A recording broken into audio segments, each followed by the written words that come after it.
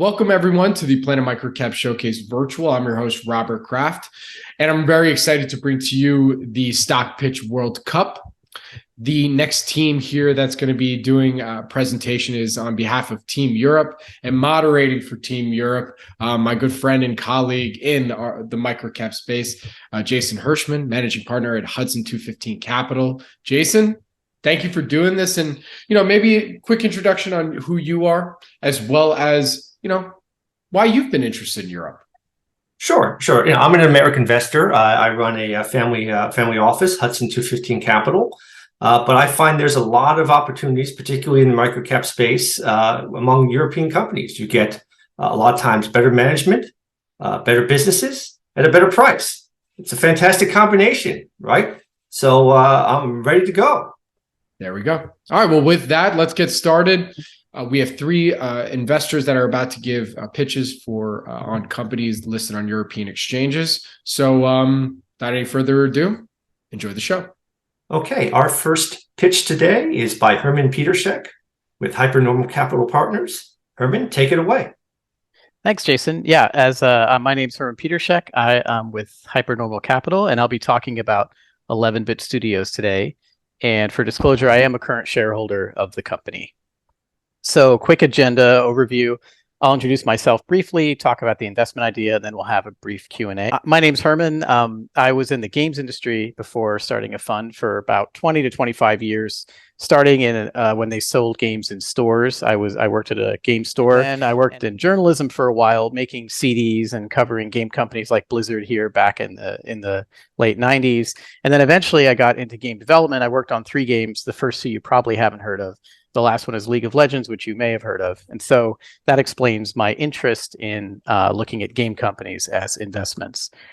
So 11-Bit, quick facts about the company. It's about a 270 million market cap. They're a developer and a publisher. That means they build games in-house with teams that they have, as well as working with other companies that build games, and they publish them, usually taking some percentage of the total costs in exchange for doing marketing and things like that. So that's how their business works.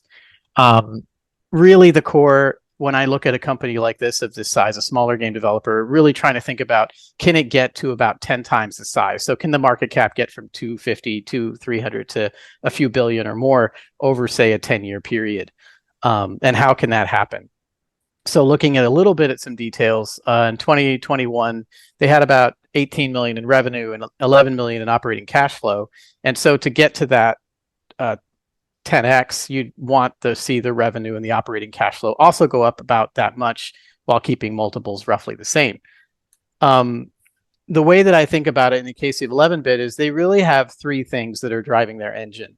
The first thing is they're not like most game companies. They're trying to find and build games that resonate with people for different reasons. They have games where, for example, this War of Mine, you play a survivor of a war as opposed to a soldier fighting. So they make these differentiated games. They return the money they make from the games into increasing the production value, and they try to focus on longevity. So their games have 4, 5, 6, sometimes 10 years of gameplay as opposed to a few quarters where they make most of their money and then move on. Then the idea is they turn the crank. So that's what they are, where they are right now. They're trying to increase the number of products, which increases the audience size.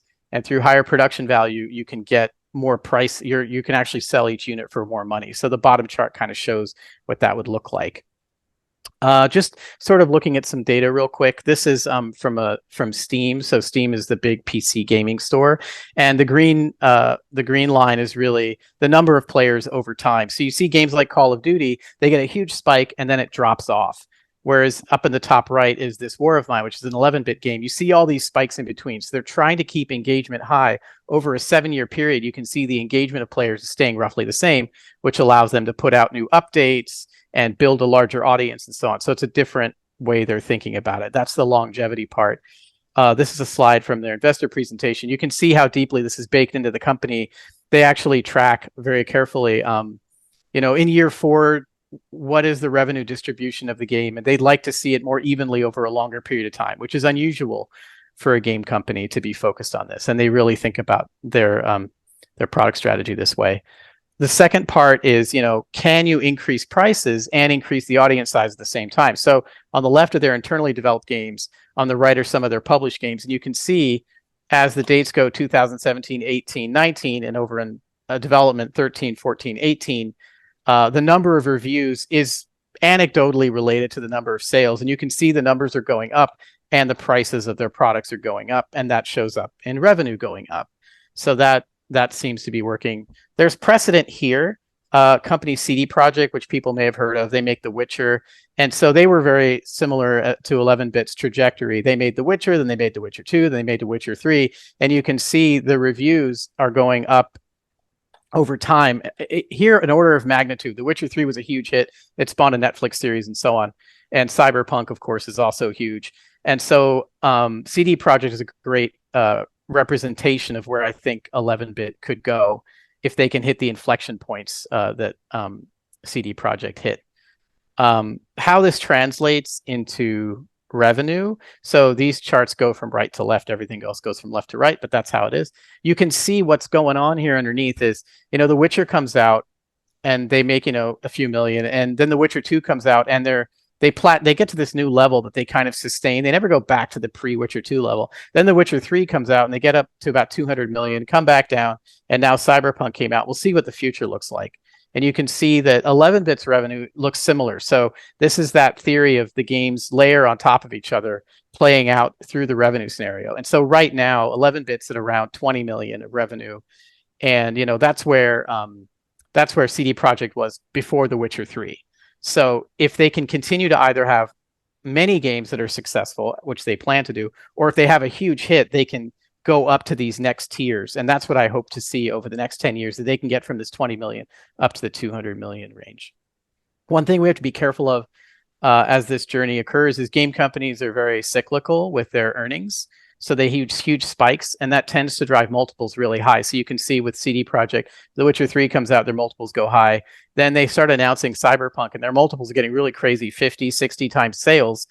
And 11-bit, we see similar kind of things. This War of Mine and Frostpunk both saw huge spikes in price to sales, followed by drops as the revenue inevitably comes down a little bit. With Cyberpunk, with CD Projekt, that was fairly disastrous for investors. If they bought into the hype here, 2020, they experienced huge capital loss as the multiples came back down. When the hype, Keanu Reeves going to be in it, they had these amazing trailers, they had deals with Netflix, and then suddenly, oh my God, you have technical problems, your studio's culture might be hurt. So it really came down to about a price sales of 10. I think it's back to 17 now. So you got to be careful of that. Don't want to buy too high. Just looking at the product slate, how do we get to this sort of layered outcome? In 2023, they're going to release Frostpunk 2, which is a game they're producing in-house, sequel to their most successful game, along with a mobile game that NetEase is doing, which is going through its motions with China. And then they're publishing a game called The Invincible, which is a narrative adventure. Those are the big things investors should be looking at for the next year. Beyond that, they've got a bunch of projects. They've got The Alters and Project 8, which is an internal game that they've been talking about for a while. And then these 3 games they're publishing during that time period. And then the management has said by 2025, they want to have 3 published games a year. And my hope is that this gets them from, the 20 million revenue a year range to maybe 40, 50, 60 million as they ramp this up. And then going beyond that, we don't really know what they're going to be making, other than they want to have 3 production teams and continue expanding their publishing, both in terms of quantity and quality, and therefore price as they go. And they've taken minor ownership in companies like Fool's Theory and Starward, which they're also publishing their games. So that's another possible source of revenue for them. Quick summary here. So if you look, 11-bit's actually grown a lot since they IPO'd. I think they're about 10 times up already. So if you bought it after this War of Mine release, you did well. You were smarter than I was. But I think they can continue this plateauing for quite some time. The multiples are not cheap. So this outcome does assume that things go pretty well for them. Frostpunk 2 is successful. The Invincible is successful. If they have poor product reviews or delays, that could be a problem. If they publish too many games and their scores suffer, that could be a problem. If we see this longevity thing start to not work so well, so we'd want to look at how much of their revenue is coming from the old games versus the new games. they could fall in the trap of making bad acquisitions, or maybe ramping up headcount. These are all the things that I'm looking at to make sure that the thesis holds. And that's sort of the end of my presentation. Thank you, Herman. I think that was a really great presentation and really was a thorough introduction to 11-bit studios. And before I just start off with a couple of questions, I want to mention that I'm also a shareholder in 11-bit studios. My first question actually is 11-bit announced just a few days ago that it spent about 65% more in the first 3 quarters of 2022 than 2021 on game development. Is this part of the a normal cycle, and how should we think about these cycles of revenue and investment for a game company? Yes, yeah, it is normal. They're ramping up a few teams, especially their Project 8 team. So I wasn't super surprised to see that, but it is something we want to watch for. And so what happens is, their costs go up sometimes years before the revenue comes up from the games that are then released. So 65 is, I think, is okay. And I would expect that as they ramp production, we could see things like that. If it starts to get too big, then you could potentially get into trouble. So what I would look for example, one of the problems I think CD Projekt got into is they started to hype their games a lot, and they started to target release dates and things like that, and running these huge trailers and talking about Keanu Reeves. So if you take the focus off the development, that would make me much more nervous than if they just are ramping their development costs. I like to see development costs ramping in the case of 11-bit. Another question is, how I think you mentioned that Frostpunk 2 is I think planned to come out sometime in 2023. Yeah. How do investors measure whether a new release, say Frostpunk 2, is successful or unsuccessful among gamers, relatively early on in its life cycle? So for me, I play it, and I go to, I talk to other people that play it. I look at the Steam comment boards. If they release things early, like if they have kind of beta testing and stuff, you can go, if they have, often there's community boards with these companies, and you can go look at their community and see what they're saying. Twitter is a good resource for this. Type in Frostpunk 2 in Twitter, and you'll see very quickly, because what happens early is the hardcore players are going to get in early. And if they don't like something, they can really hurt the virality of it. Because they're going to tell all their buddies, hey, check out this game, it's incredible. Or they're going to say Frostpunk 2 sucks, 11-bit blew it. That's a little bit what happened with Cyberpunk. Like, the early players were very negative, and it really it hurt them. And they had to do a lot of work to come back from that. So that's the main thing I look for, is like, play the game yourself, look at what the core players are saying early. Unfortunately, then it might almost be too late, So that's the trick with video games, is it's a little bit of an act of faith that the company's going to make something good. Now, 11-bit, I think you mentioned they made an equity investment in Fool's Theory, I think about 40%. Right. Star Wars Industries, I think about 5%. So now they have these equity investments and also publishing agreements. Do you happen to know some of the economics around some of these publishing agreements, and what gives you confidence that management is doing the right thing when they make these equity investments? It's a great question, and I've asked a couple from different companies, and they won't disclose the publishing agreements usually with individual studios, because, of course, that's a negotiation that they do with different companies. So you can usually look at, if they're making really bad publishing deals. In the case of 11-bit, like their revenue from publishing is now 35-40% or something. So if they were making bad deals, then their operating margins would be worse as they published more, and that's not happening. So I'm assuming they're getting pretty good terms. The thing I worry more about is the selectivity of it. I think so some, in the case of a company like 11-bit, they might look at literally hundreds and hundreds of games and publish 1 or 2, and that's kind of what you want to see. And, in the case of both Fool's Theory and Star Wars, they took an equity and they're the publisher, which is, of course, nice. It's almost like paying yourself. And I don't know about fool's theory, but I don't know exactly of the terms, but I feel like in the case of Starward, they were trying to help give the company more money to have more time to finish their game well, which I see very positively. You know, like they didn't want to rush the game out the door. They wanted to invest in the company and make sure the game was great so that they benefit as a publisher as well.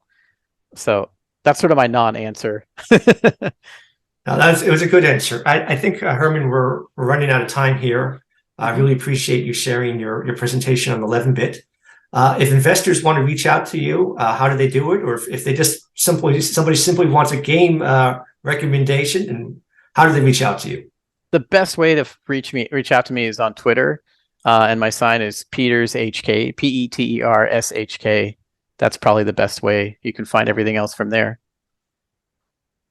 Fantastic, great, thank you again. Next up is Luke Wolgram, who will be presenting Auto Partner. Luke, take it away. Thanks. I'm presenting today Auto Partner. The stock trades on the Warsaw Stock Exchange under the symbol APR. And for disclosure purposes, I do own a position in Auto Partner. I estimate 25 to 60% 2-year IRRs.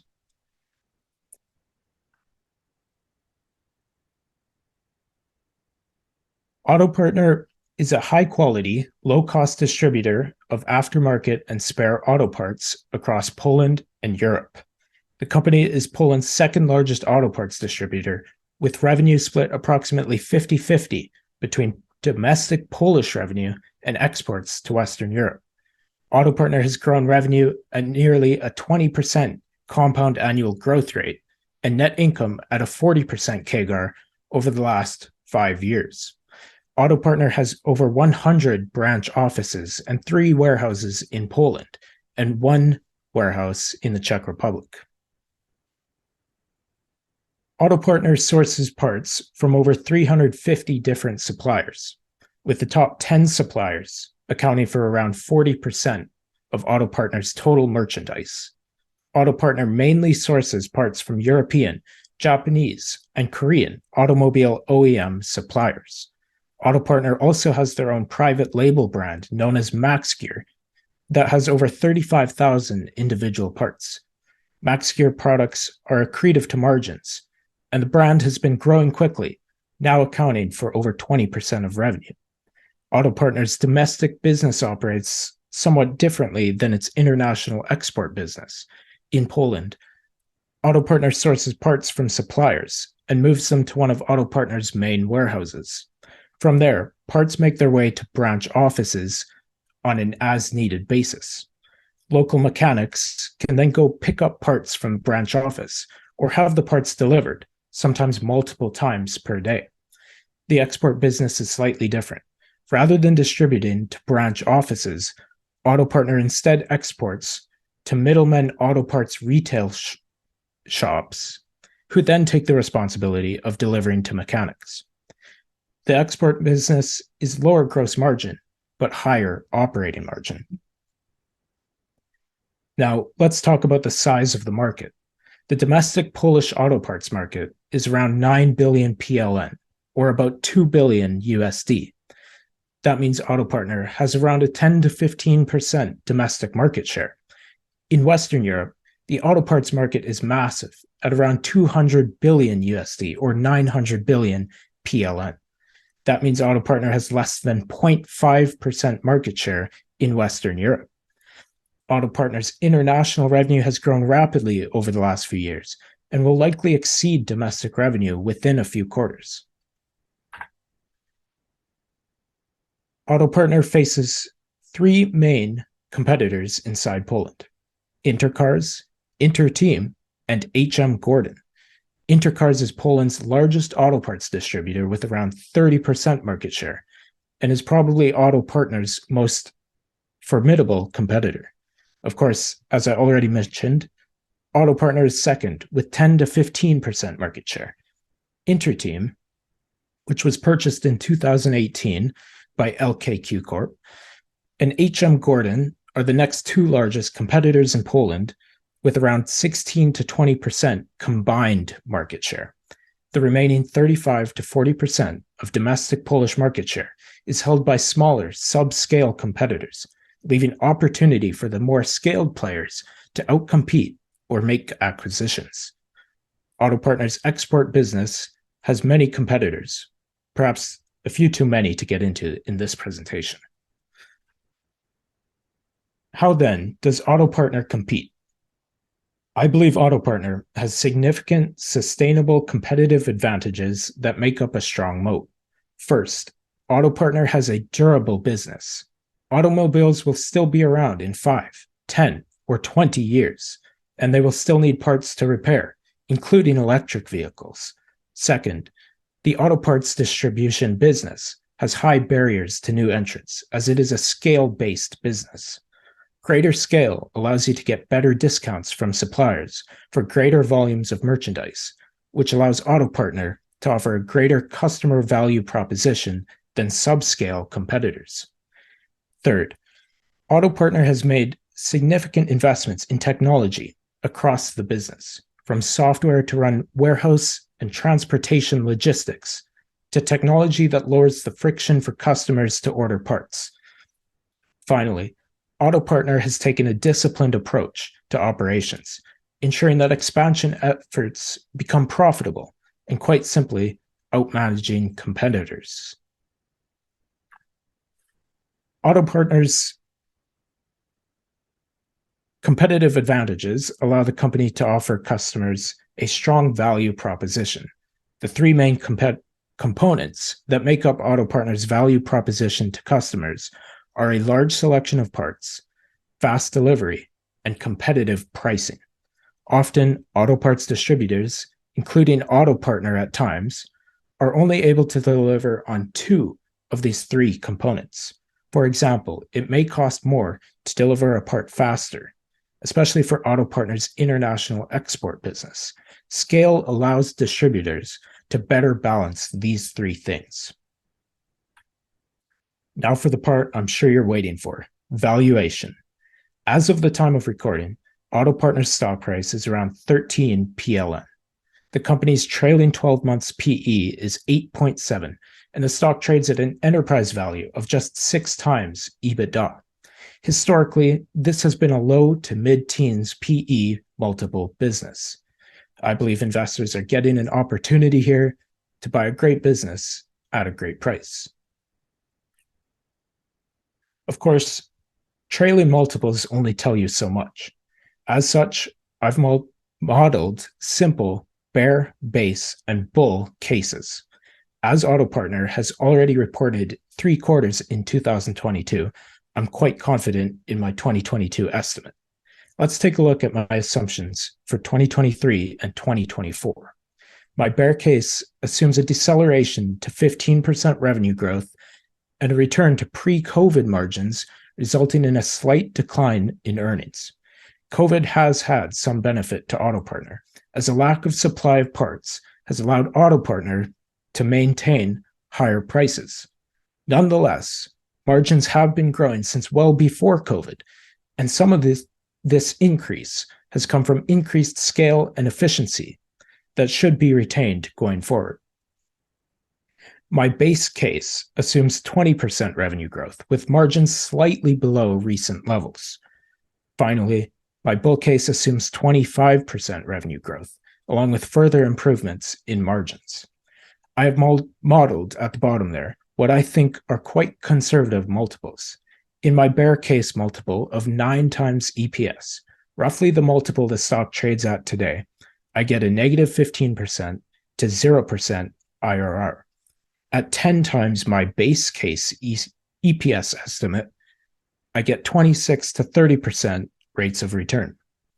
Finally, my bull case assumes a multiple of 10 to 12, with roughly 60 to 70% IRRs. In case I haven't yet convinced you that this is a high-quality business, allow me to show you the company's return ratios. As you can see, returns on capital have averaged 17.5% from 2017 to 2021. Returns on equity have averaged 22.6%. And over the last few years, these metrics have been increasing as the business grows.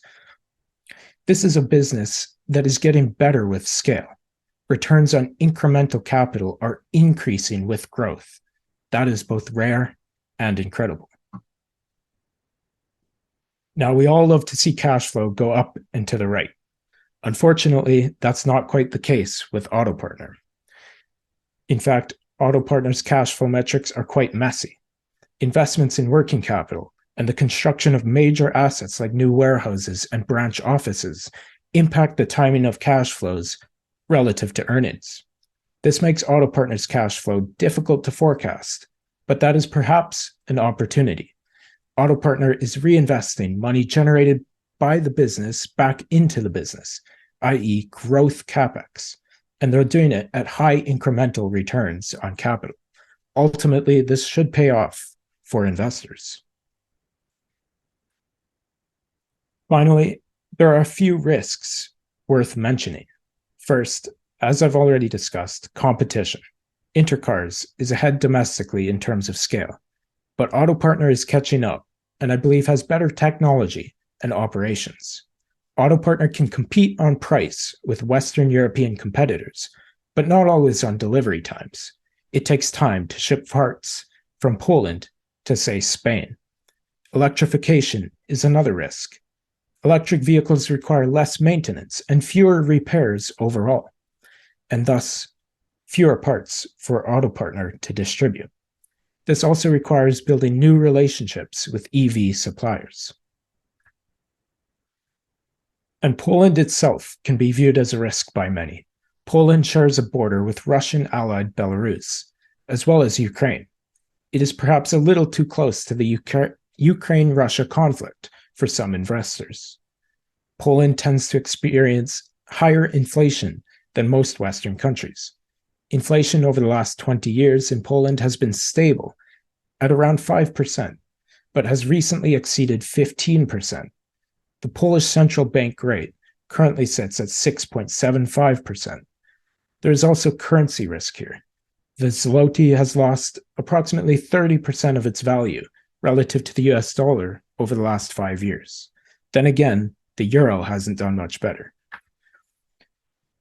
I'll end it with this. AutoPartner is a high-quality business, as proven by its high returns on capital. AutoPartner has sustainable and durable competitive advantages.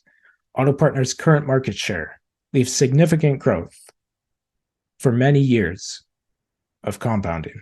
And finally, the stock is just cheap. That's my presentation, and I'll open it to questions. Okay, Luke, I really want to thank you for presenting AutoPartner today. And before I ask a couple questions, I want to mention that I'm also a shareholder in AutoPartner.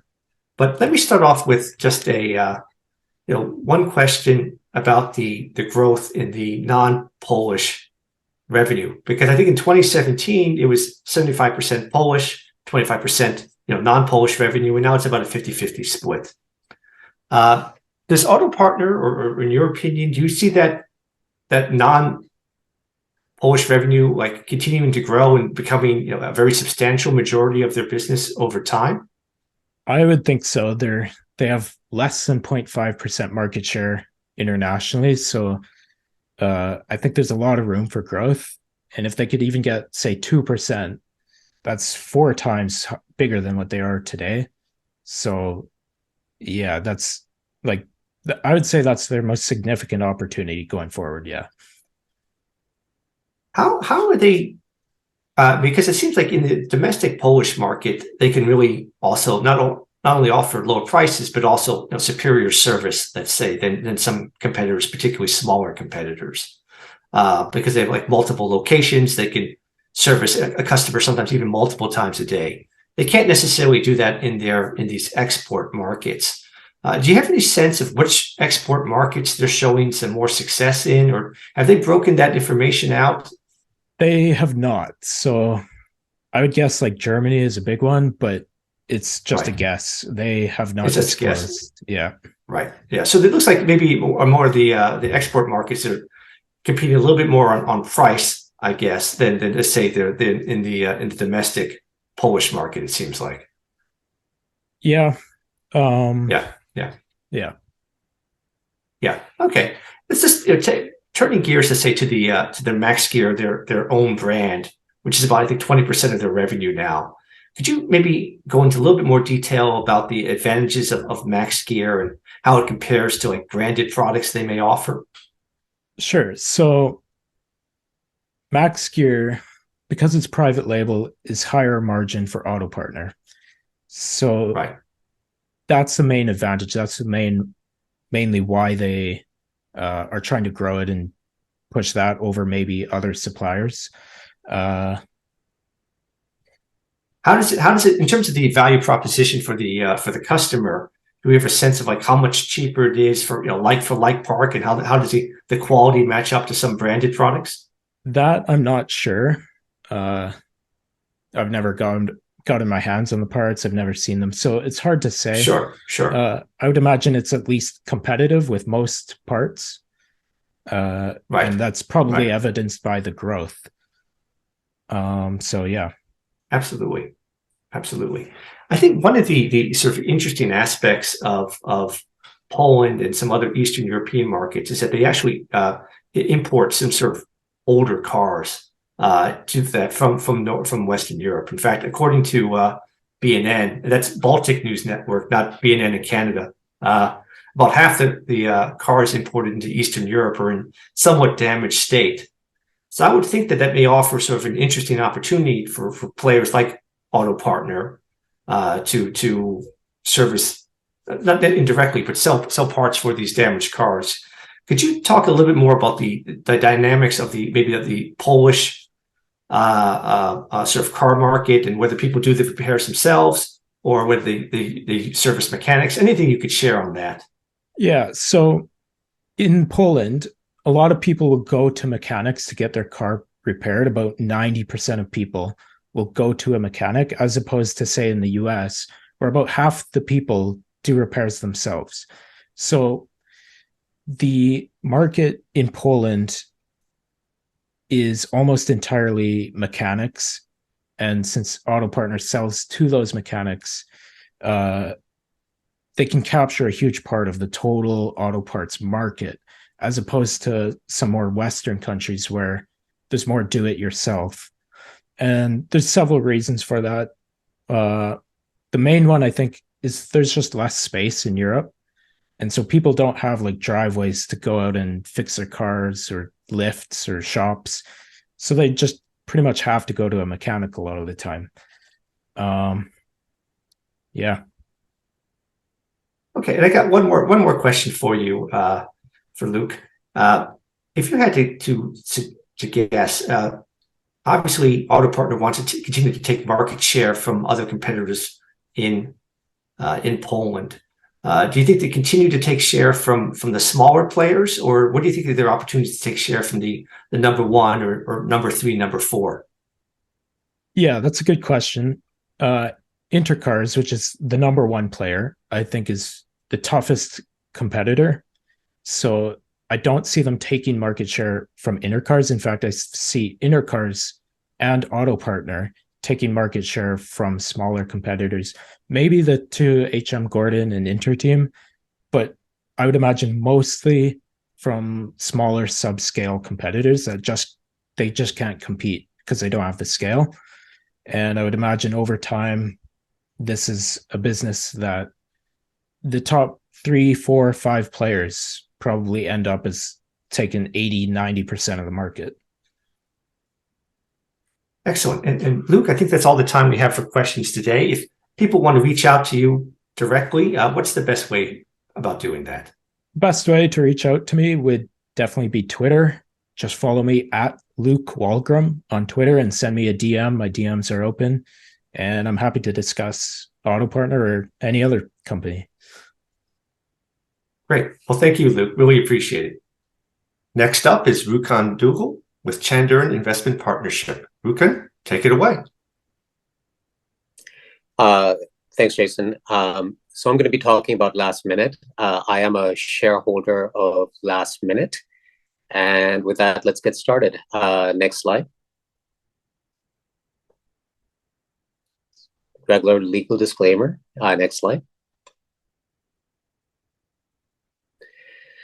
Last Minute is an online travel agent, a European online travel agent, an OTA. So in addition to all the Europe fears that I'm sure the rest of the presentations have highlighted, and the discretionary travel concerns, the Swiss government is accusing Last Minute of bilking it for about 29 million in COVID benefits. But while all of this is going on, the company's business is changing and its value is increasing.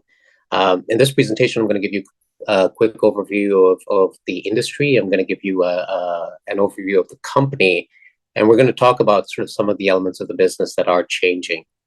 Next slide.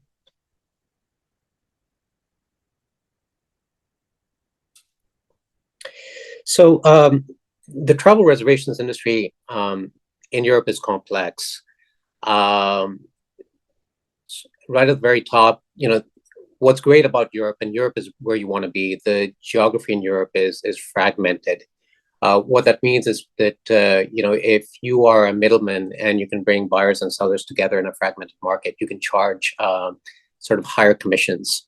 So that certainly sets up well. When a company wants to kind of enter the industry, the way they do it is they will pick a product like flights or like hotels, vacation rentals and the like, and then they'll pick a mechanism of distribution. They'll either sell to online customers, they will sell to other businesses, or they will sell via travel agents. And depending on the mix, the product and the distribution, the business models look very different. Where you spend capital is very different. What scale means in your business is very different.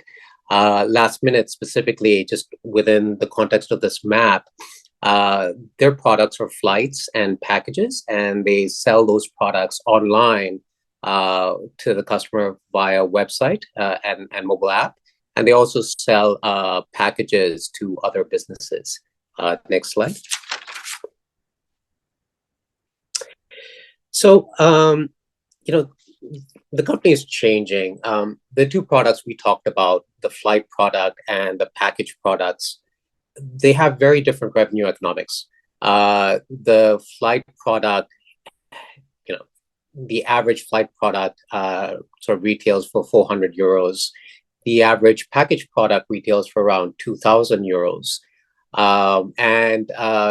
The spread or the commission that Last Minute keeps on both products is the same. So, it goes to figure that if you sell one dynamic package from a revenue perspective, it's equivalent to sort of 5 flights.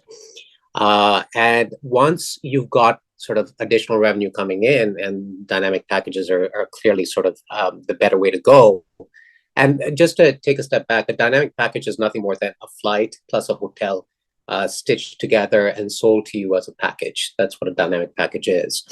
But once you've got sort of this queue with more dynamic packages being sold, you kind of want to maximize unit economics. And the way you do that is you try and minimize the amount you pay out to Google and the amount you pay out to sort of meta search providers.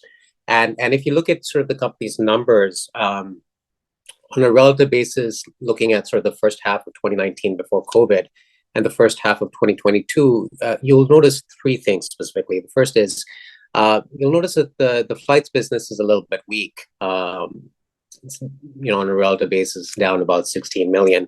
But the dynamic holiday package business has made up all of that. You'll also notice that most of the profitability in terms of contribution margin is coming from dynamic packages. And the third thing you'll notice is that a lot of the traffic for dynamic packages is coming more from other businesses through a B2B channel, other businesses like Booking. And we'll go through that in a little bit more detail. Next slide. So let's talk about kind of the businesses that OTAs in general and OTAs like Last Minute are really in. They're in the upsell business.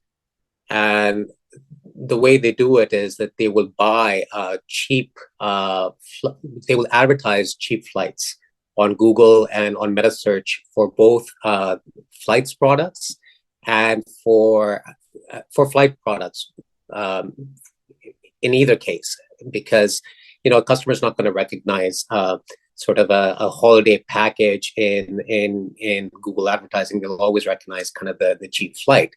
And then once you get that customer in, if you're selling flight product, you want to upsell that customer with other products like insurance and web check-in and the like. And that's where you kind of make most of your money, because the flight product itself, just the ticket itself, is largely kind of just marginalized. You're much better off if you can advertise a flight product, again, Google meta search. And then once you get the customer in, you can upsell them the package, the flight and hotel, where you're charging sort of 4 to 5 times as much, and you have sort of the same commission rate.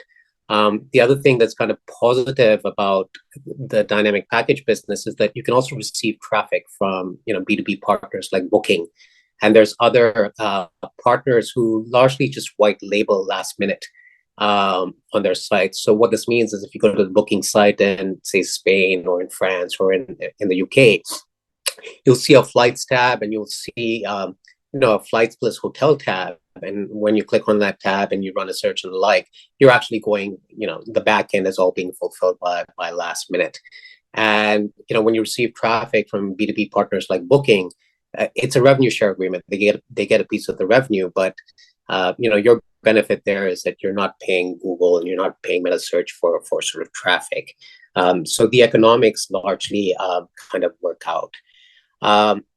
The one other sort of element of packages that's very important is that there's just fewer competitors in the space. And the reason for that is that to get packages implemented in each of the 44 European countries that are out there,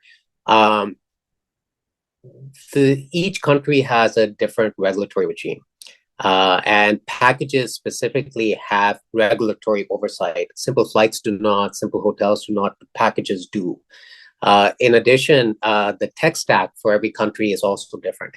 The tech stack you'll have for Spain is going to look structurally different than tech stack for Italy. And finally, with dynamic packages, you can also get sort of additional traffic in from other companies like Booking, and that provides you another runway for runway of growth. Next slide.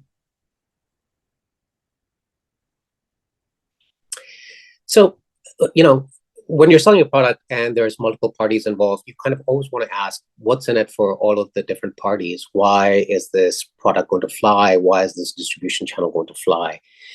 For the hoteliers who are providing last minute with inventory, a couple of things make sort of the last minute dynamic package product very attractive. The first is the hotelier knows that if you get a customer and they book both a flight and hotel rooms together, the cancellation rates are just much lower. The customer's committed just because they've ponied up money for a flight as well. Booking, when you reserve via Booking, their cancellation policies are such that if you cancel a reservation you've made via Booking at the last minute, it sets up a difficult situation for the hotelier, because they're now sitting on rooms which are kind of pure marginal revenue if they can sell them.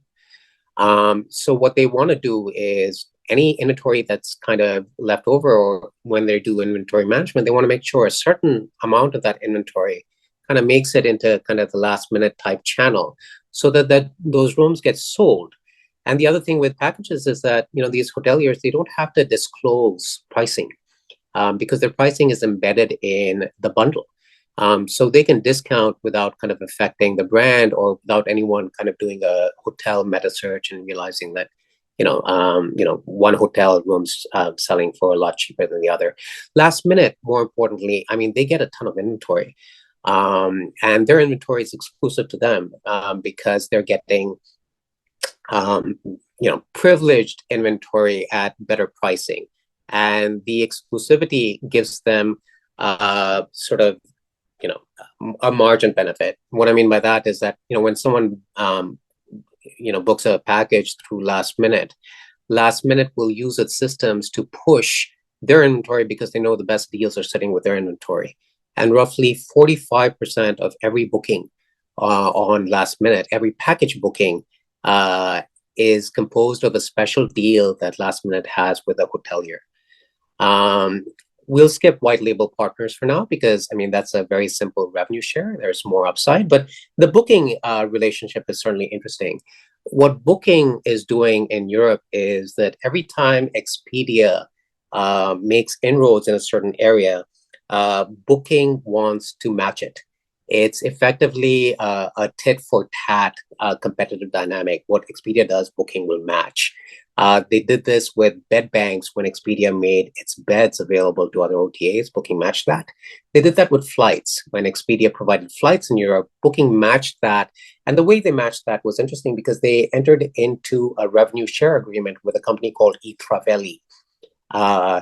And just as a note, Booking is currently trying to acquire eTraveli, and that's going through a regulatory review. Expedia is also providing dynamic packages in Europe, and so what Booking is doing is that they're matching what Expedia is providing through Last Minute. And so eTraveli and Last Minute effectively work as strategic pawns for Booking. They can focus on a whole lot of other areas, but they know that at least from a competitive perspective, they've got sort of a match against Expedia via their strategic pawns.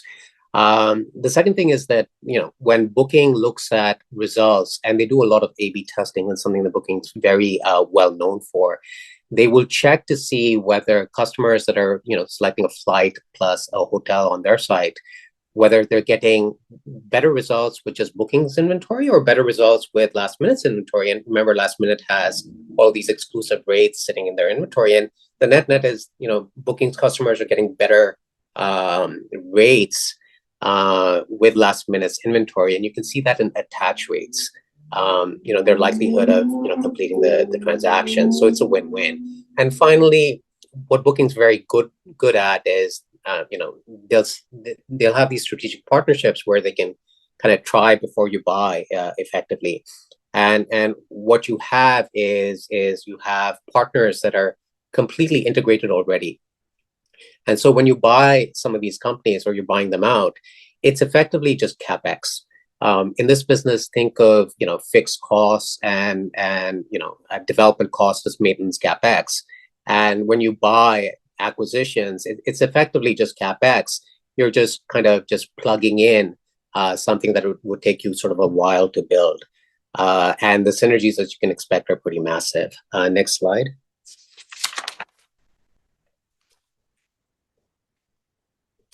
So this is a survey from Expedia, and these numbers came out sort of last week.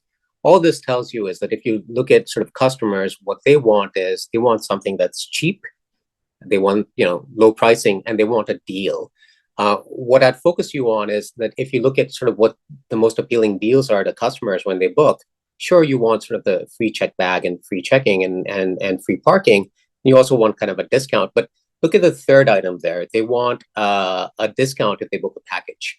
And in Europe, there is a history of selling packages because, Thomas Cook had sort of a legacy business where they were selling packages in the UK and Germany for a while. So the package piece of it is certainly kind of very compelling. Next slide.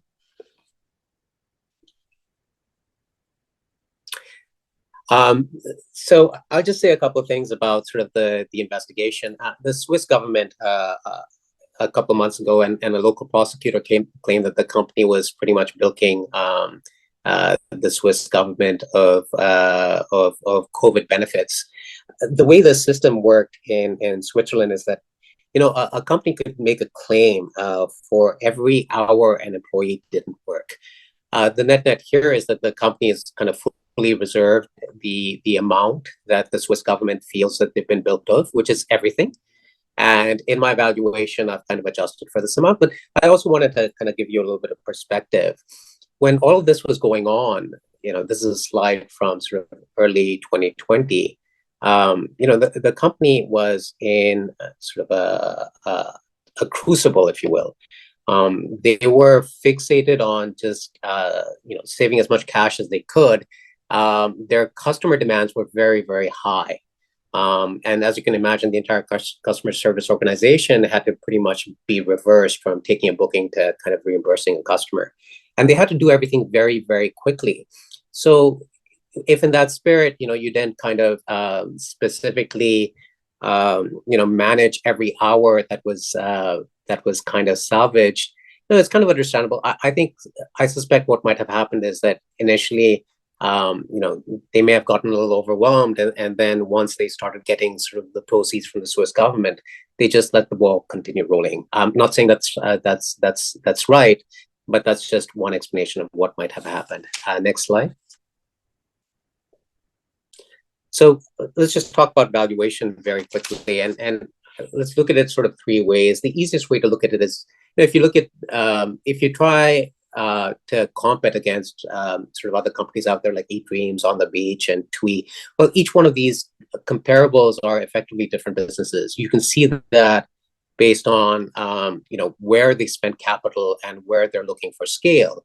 eDreams is moving to customer lifetime value KPIs. TUI and Jet, are capital intensive. They own planes and they own hotels. But you can, as a proxy, just look at comparison versus kind of the stock European Airlines Index from the beginning of this year. And, last minute is down relative to stocks about 27%. So that's kind of, there's 36% of upside if it was just to, rebase the stock. From a valuation perspective, I think the thing that's tricky is that it's not like the multiples right now are excessively expensive relative to where it was trading, with a 4.25 EV/EBITDA metric or a 13% cash flow yield. But what's important here is as an analyst, you have to try and forecast kind of what the growth in dynamic packages is going to look like, because that's going to translate into operating leverage. You're going to have more revenue. And your variable costs are going to kind of come down, and that's where you're really going to see kind of the scale in the model, and the numbers, both revenue and margins, are going to reflect that. The last thing I'd mention is just brand value. So at the bottom of that Excel spreadsheet, I just give you a sense of kind of some of the brands that Last Minute kind of holds. I just wanted to give you kind of a few data points. The Last Minute brand itself, this company bought Last Minute from Sabre for roughly around 123 million euros. But Sabre bought Last Minute from Travelocity in 2005 for about $1 billion in dollars. And Travelocity had been advertising Last Minute aggressively kind of for the last 4 or 5 years, and before that in sort of the UK and London. Those brands are worth quite a bit. The WEG brand that you see here, that the company paid roughly 12 million for, well, it's now generating 68 million euros in revs. Some of these brands are understated, and brands basically bring customers in direct, and you're not paying for Google and search costs. They're worth quite a bit. Last Minute spending 12 million this year on brand marketing with the London Eye and the Tour de France. So these brands are being invested in, so they're certainly worth something. In my view, they're worth more than the 125 million that are marked on the balance sheet, materially more. Last slide.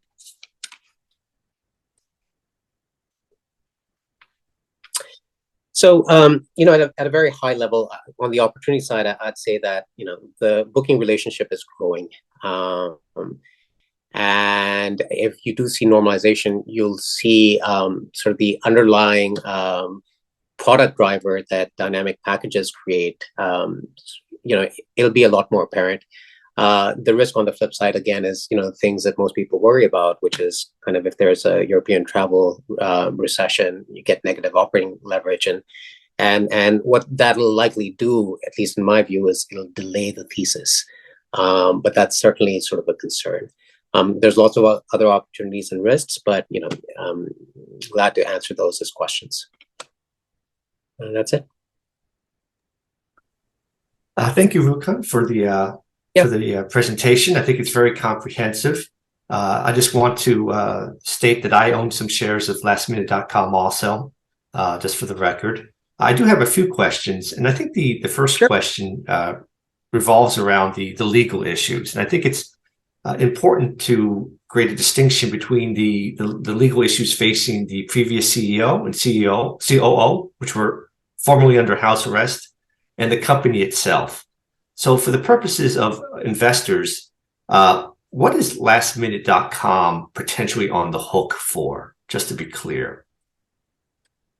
Yeah, I mean, it's the most relevant question, Karen, and it's a fair one. The company has very specifically said that they are not parties to the investigation being currently conducted by either the criminal prosecutor in Italy or the Swiss government.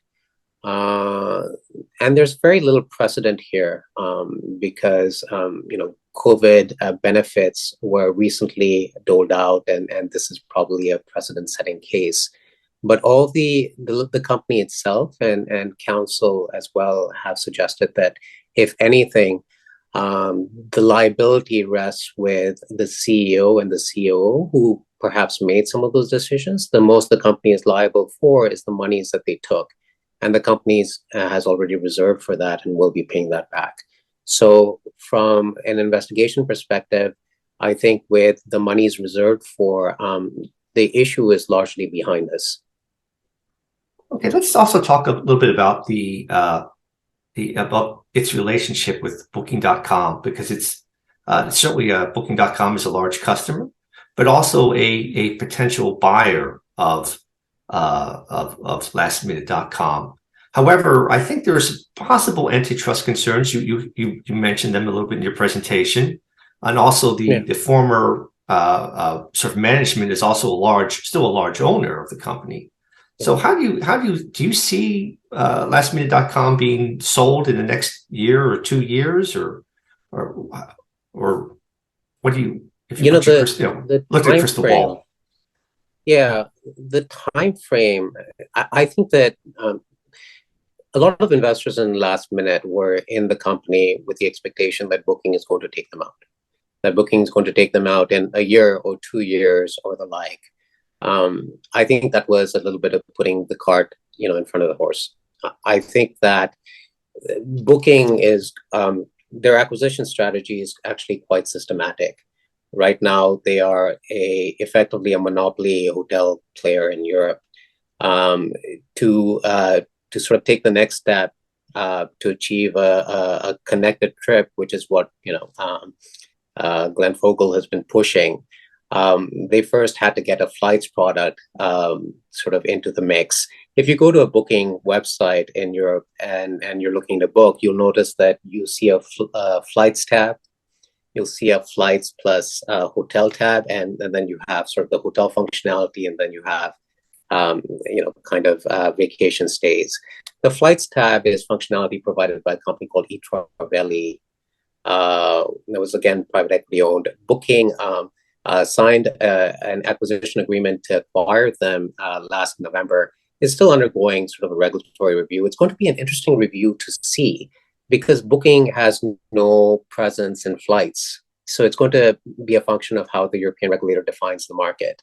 It's going through phase 2, and if that review is successful for Booking, then I suspect last minute becomes the next logical bolt-on. But when that happens or how that happens is hard to tell, because it's going to take them a while to integrate flights, 6 months, a year, 2 years. And while all of that is happening, last minute is still their strategic pawn. They're going into all of these other countries. Booking isn't falling behind strategically. So there isn't an urgency per se to, get them off the market. However, Glenn Fogel is as astute a deployer of capital as anyone in this industry. If you have the choice of building everything in-house versus buying someone for a materially lower dollar point or euro point, materially lower, and they're already completely strategically integrated, it's a no-brainer decision. And that the current CEO, this was the last part of your question, who's a large shareholder, You know, his incentives, by the way, are just to get maximum price. I mean, he's not going to be, you know, he has no interest in throwing a wrench in. I believe his view was always that, you know, Booking will be your eventual acquirer. He himself felt that, you know, he was going to issue options to all of his staff at 60, struck at 60, because his view was that Booking would pay, you know, materially more than 60 for this company, given what the profit profile is. I think that that's still sort of a reasonable likelihood. But my view is that even if the Booking piece of it doesn't happen, the asset is very attractive to private equity, you know, because you're generating cash. It's easy to roll up as you go into some different countries, and you have a strategic exit in sort of a Booking or another company sort of down the line. Okay, Rukun, I think we have to leave it there. If people want to reach out to you with additional questions or just to simply connect with you, what's the best way to reach and get to you? My email's best. It's Rukun, RUKUN .Duggal, DUGGAL at Chandern, CHANDERN.com. And thank you, Jason. And this has been fun. Thanks, Bobby. Thank you. All right. Well, that about does it for Team Europe, the stock pitches for the Stock Pitch World Cup. That was a lot of fun. Jason, thank you again for moderating all this. Thank you to all our investors for pitching their respective companies. Jason, you got some final words? No, it was a lot of fun. Thank you very much, Bobby, for having me and having the three other great guys present some fantastic companies. I hope everybody's enjoyed it. And go Team Europe. Very good. Thank you, Jason.